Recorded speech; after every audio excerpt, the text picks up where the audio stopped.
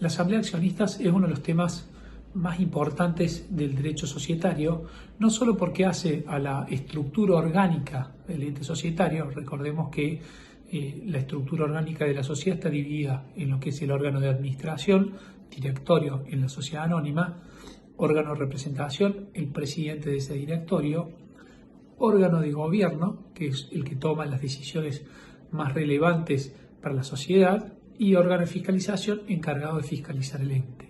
Entonces, en el seno del órgano de gobierno, los accionistas, verdaderos dueños del capital societario, toman ciertas decisiones.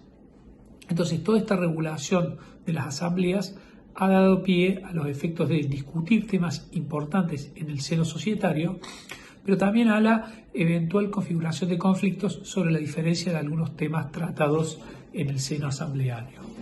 La asamblea como estructura es un órgano, pero además el acto que se lleva a cabo es un acto colegial. Esto significa que es un acto en el cual intervienen distintos accionistas a los efectos de tomar una única decisión que resulta obligatoria a los socios. Para tomar esas decisiones es fundamental el derecho a información. Los accionistas tienen derecho a acceder a la información en los términos del artículo 55, esto es, pidiendo directamente al órgano de administración, al directorio, la documentación y los informes necesarios para tratar. Además, teniendo en cuenta que en lo que respecta a la información contable y a los balances, el directorio debe poner por lo menos con 15 días de anticipación esa información para el tratamiento por los socios. Pero también en los términos del 284, en los cuales si existe sindicatura, esto es, órgano de administración, los accionistas que representen por lo menos el 2% pueden pedir información al órgano de fiscalización y será el órgano de fiscalización el que otorgue esta información a los accionistas a los efectos de poder deliberar en la asamblea las cuestiones puntuales. La asamblea tiene una competencia acotada. ¿Qué significa? Así como el órgano de administración se encarga de la gestión, la competencia trabaja todas las cuestiones expresamente establecidas en la ley de sociedades. Y la ley de sociedades distingue en distintos tipos de asambleas. Distingue entre asambleas ordinarias y asambleas extraordinarias. Y da algunas competencias o algunas funciones a las distintas asambleas. En general, las asambleas son generales. ¿Qué significa? Son asambleas que se aplican a todos los accionistas y tratan cuestiones comunes a todos los accionistas sin diferenciación de clases. Ahora bien, sabemos que en la sociedad anónima se permite la regulación de clases de acciones, en cuyo caso cada accionista tiene derechos diferenciados de otros. Entonces también se da la posibilidad de convocar asambleas especiales cuando se da el supuesto en el cual se afecte los derechos de alguna determinada clase. Entonces, obviamente que el tratamiento de balances, la modificación del contrato social y algunas otras cuestiones tiene que ver con un enfoque general y la asamblea va a ser general, pero se puede dar alguna afectación de algún derecho individual en orden a la asamblea, en cuyo caso deberá tratarse en una asamblea especial conforme lo establece el artículo 250. También prevé las asambleas unánimes, estas asambleas en las cuales están presentes todos los accionistas con derecho a voto y todos votan en el mismo sentido. Entonces la ley permite que independientemente del mecanismo de convocatoria y de toma de decisiones, cuando están todos los accionistas y todos votan en el mismo sentido, el 237 permite la configuración de asambleas unánimes y tomar esta decisión sin requerir publicación de edictos y algunas valoraciones que impone la ley. Además, como vimos, las asambleas también se diferencian en ordinarias o extraordinarias conforme vamos a ver en las competencias. Es importante tener en cuenta que la competencia mínima que establece la ley es la que está por la ley y no se puede derogar por el estatuto. O sea, el estatuto no podría establecer, por ejemplo, como ocurre en el derecho americano, que los balances van a ser aprobados solo por el directorio. Los balances van a ser aprobados por el directorio, pero tienen que someterse a decisión de la asamblea y es la asamblea la que va a aprobar el balance a los fines de que tenga el valor vinculante de un acto imputable a la sociedad. Lo mismo ocurre con algunas cuestiones. Ahora bien, no existe ningún inconveniente en el que el estatuto pueda ampliar esta competencia y determinados actos que se puedan entender de gestión puedan tener el refrendo o la ratificación de la asamblea. Por ejemplo, si se estableciera que para la venta de algún activo sustancial, por ejemplo, un activo de más del 20% del balance o algún acto puntual como el endeudamiento de la sociedad o la contratación de un empleado jerárquico, se puede establecer que va a requerir la ratificación de la asamblea o una conformidad previa. Entonces sería factible que en esos casos se amplíe la competencia establecida originariamente en los artículos 234 y 235. Una cuestión importante tiene que ver con el lugar de realización de la asamblea. La asamblea en principio se realiza en el lugar del domicilio social. Esto llevó a cabo algunas discusiones sobre si una asamblea podía realizarse en otro lugar ajeno al domicilio social. Recordemos que una cosa es el domicilio social, esto significa el dato normativo que fija la ley y que puede integrarse inclusive dentro de la jurisdicción. Si yo pongo como domicilio social la ciudad de Córdoba, la asamblea se podría realizar en cualquier lugar dentro de la ciudad de Córdoba. Ahora bien, como lo dice el 233, debe reunirse en un lugar que corresponde a ese domicilio social. Si yo pongo domicilio social provincia de Córdoba y la sede social es en algún lugar puntual, en alguna dirección específica, yo puedo y no tengo obligación de reunirme en la sede social. Esto que es claro porque lo establece la ley, lo establece el 233, hoy con el 158 del Código Civil, donde se permiten ciertas reuniones a distancias, y la implementación en Comisión Nacional de Valores, Inspección General de Justicia e Inspección de Personas Jurídicas de Córdoba, se ha puesto en jaque porque hoy se permite la posibilidad de deliberar y tomar decisiones de manera remota y a través de plataformas digitales. Entonces, en este caso ya no es necesario que se lleve a cabo la asamblea en un lugar específico, sino que, digamos, los distintos accionistas pueden tomar decisiones a través de mecanismos virtuales conforme las normativas que establece. Siempre es conveniente que, a pesar de la regulación supletoria del 158 que así lo permite, escribir un estatuto en donde todas estas pautas sean claras a los efectos de evitar conflictos. Esto es, el reglamento de dinámica societaria a distancia debería tener muchas pautas importantes para evitar conflictos societarios. Otra cuestión muy importante es que se dice que el órgano de gobierno, la asamblea, es soberano. En realidad, más allá de soberano, porque hemos dicho que deben establecerse diferencias en orden a la competencia, sí dice la ley que las resoluciones de la asamblea son obligatorias, no solamente para los accionistas, esto es, quienes integran el mismo acto, sino para el directorio. El directorio debe cumplir las decisiones tomadas por las decisiones. Si el accionista no estuviera de acuerdo con esa decisión, si ella hubiera sido realizada contrariando el orden público, la ley o alguna cuestión puntual, podrá impugnar esa asamblea arguyendo la falta de validez de esa asamblea. O si la decisión que se tomara en la asamblea fuera una decisión trascendental establecida en el 245, tengo el derecho de receso. Esto es la posibilidad de separarme de la sociedad a esos efectos. Pero mientras no sean estas dos alternativas, el accionista está obligado a respetar la decisión mayoritaria y no puede salir de la sociedad o no cumplirla a socapa de una disconformidad o de haber votado en contra. Lo mismo con el directorio. Las decisiones son obligatorias para el directorio y si el directorio entiende que son ilegales o que transgreden el interés societario o son perjudiciales, tendrá la vía de impugnación, pero deben ser cumplidas. Esto muchas veces lleva a entender que la asamblea es más importante que el directorio. Obviamente que si lo que está previsto en el estatuto es una decisión que compete al directorio y no a la asamblea, el directorio va a poder impugnar esa decisión asamblearia arguyendo que excedió la competencia para la cual tenía las decisiones y pudiendo establecerla. Entonces es muy, muy importante la determinación de qué actos son competentes. Como regla, todo lo que tenga que ver con la gestión social, digamos, compete el directorio, eso lo dice el 255. Ahora bien, aún cuando fuera un acto de gestión, es claro que la asamblea puede poner a consideración, el director puede poner a consideración algunos actos de gestión, ya que finalmente la asamblea va a aprobar la gestión del directorio. Entonces es importante a ese efecto algunas cuestiones. En lo que tiene que ver con la competencia, esto es, los temas que trata cada asamblea, podría pensarse, a mi juicio equivocadamente, que la asamblea extraordinaria trata los temas más importantes y la asamblea ordinaria no. Está claro que el nivel de importancia o cuestión no necesariamente es así, porque hay temas que pueden importar una modificación del estatuto que no tienen ninguna trascendencia para la sociedad y deben aprobarse por asamblea extraordinaria, y hay temas sumamente relevantes que deben aprobarse por asamblea ordinaria.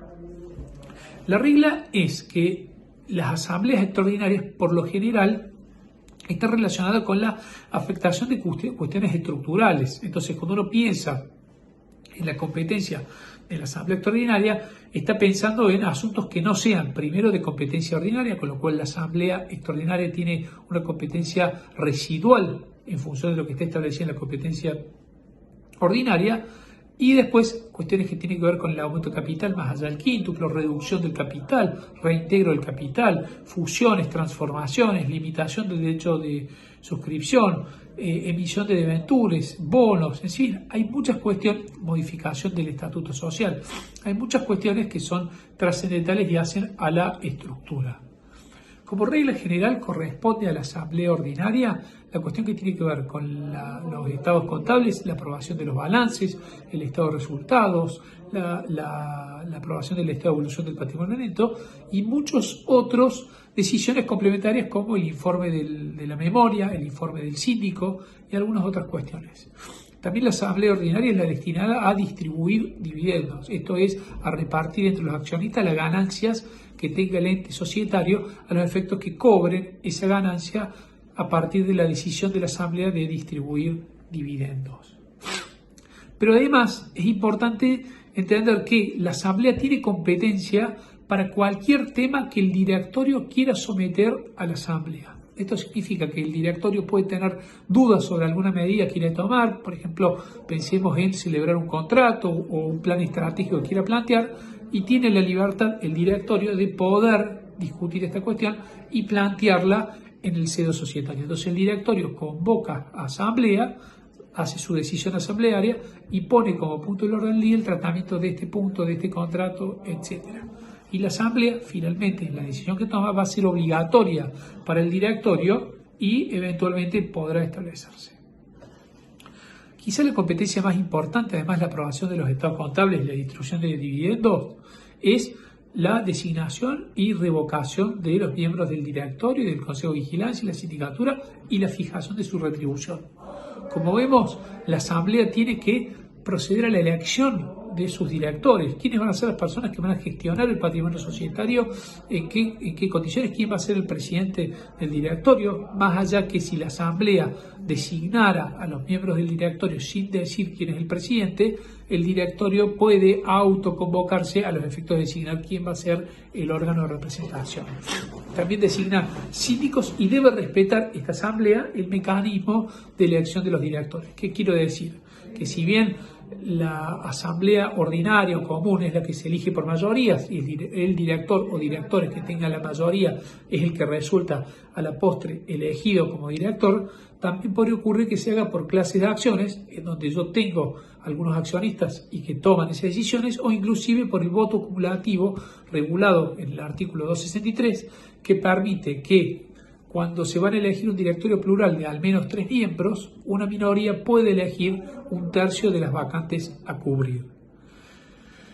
También va a regular la cuestión del aumento de capital. Esto es la necesidad de financiamiento, de autofinanciamiento a través del aporte de los socios dentro de los límites del quíntuplo.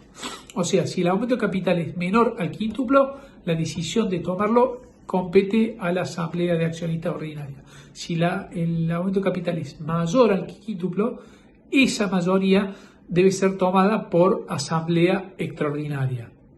Entonces, en esta cuestión es muy importante. El cómputo de este quíntuplo no se realiza por vez, sino que se realiza de manera acumulada. Esto significa que si yo tomo hoy una decisión y tengo un capital a lo mejor de 100.000 pesos, puedo aumentarlo hasta 500.000 pesos, que podría ser el quíntuplo, pero si lo hago en 2 veces, en 3 veces o en 5 veces, no tiene relevancia en la medida que se hayan acumulado. Una vez que se agotó esta posibilidad de aumento de capital más allá del quíntuplo, la decisión de aprobar este capital social tiene que tomarse con mayoría, con asamblea extraordinaria, e importa la modificación del contrato social.